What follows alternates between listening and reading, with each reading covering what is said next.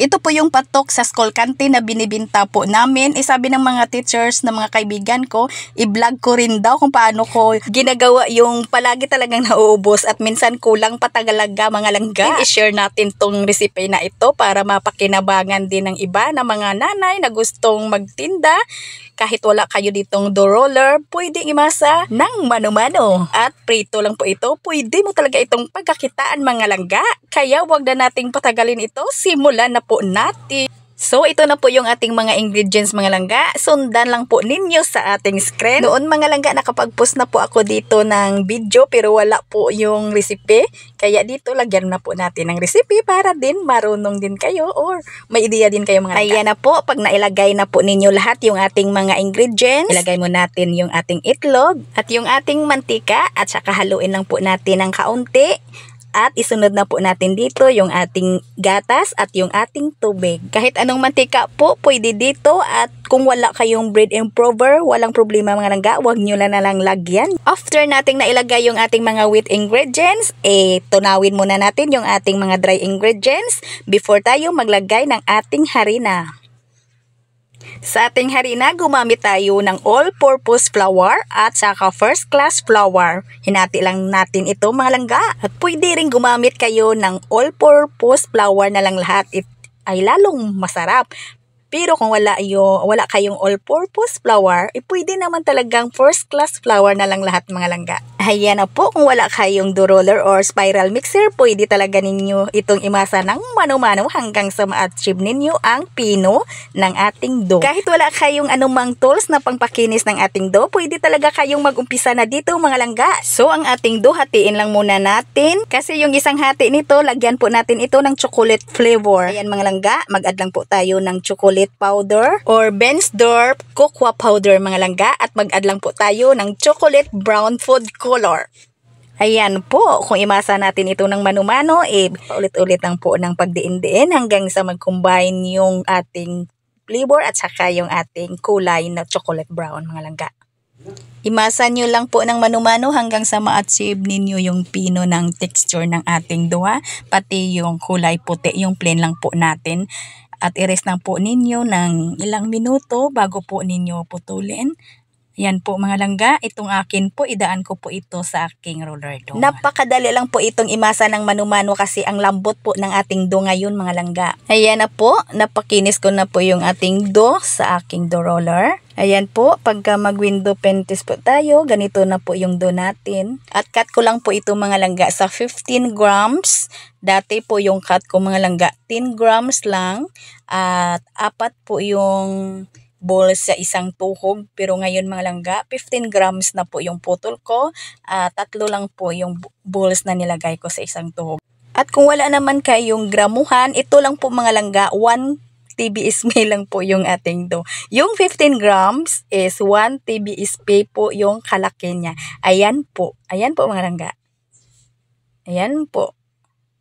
1 TBSP lang po yung kalaki ng ating dough. Ayan, kukuha po tayo ng malaki. Malaki yan ha. Kahit anong pilit mo pang pagpapasok yan, hindi po talaga yan kakasya. Kasi malaki nga eh. Ayan po mga langga. Kung wala kayong gramuhan. At banyahan lang po natin ng lard or margarine yung ating tray or ating plansa.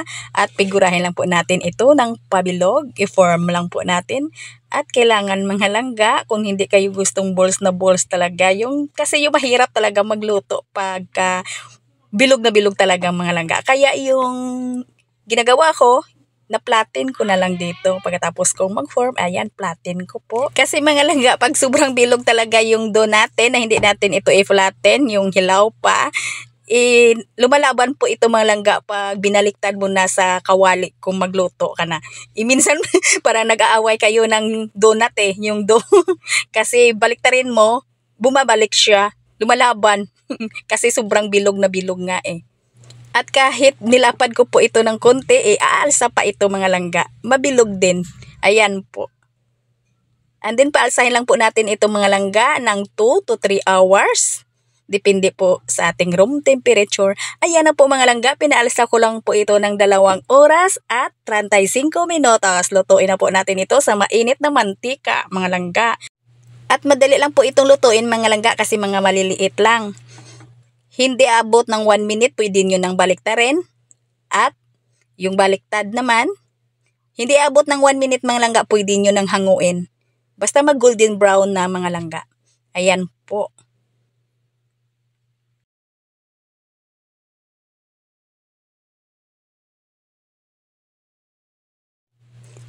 At ganun din po yung ating chocolate mga langga. Tansyahin nyo na lang kasi hindi po malalaman kung golden brown na kasi yung doon natin golden brown na. Chocolate na po. Ayan po. Kayo na po yung magtansya. Ganun din mga langga, hindi abot ng 1 minute, pwede na nating baliktarin at hanguin. At ngayon tapos na tayo sa pagluto, gagawa na po tayo ng ating toppings mga langga. Ayan na po. At para didikit po yung ating toppings dito or ating coating, ito po yung ilagay natin. Maglagay lang po tayo dito ng ating chocolate. Ayan po, at halu-haluin lang po natin.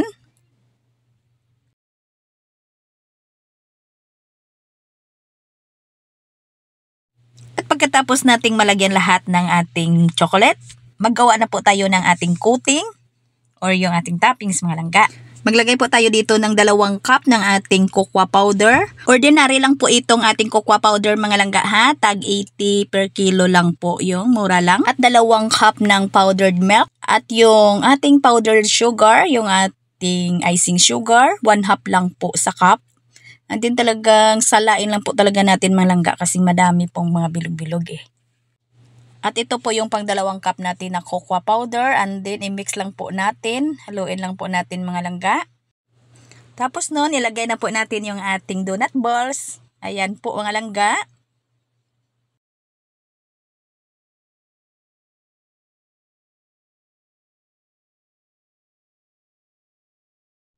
At ito lang po kasimple mga langga. Pagka may bumili na, ayan po.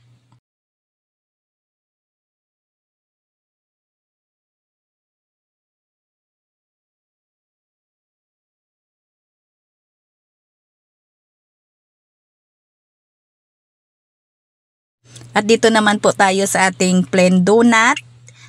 Pandan flavor lang po yung ginamit ko dito. At kayo mga langga, depende na sa inyo kung ano yung flavor na ilagay ninyo. Pwedeng ube, pwedeng plain na lang na condense. Ito po yung ating coating mga langga. 2 cups ng powdered milk. Ayan po, salain lang po natin kasi marami pong mga bilog-bilog. At maglagay po tayo dito ng 1 half cup ng ating icing sugar or yung ating powdered sugar. At salain din natin pagka may mga bilog-bilog. Ayan po. Pag nahalo na po, ilagay na po natin dyan yung ating donut balls. Ayan po.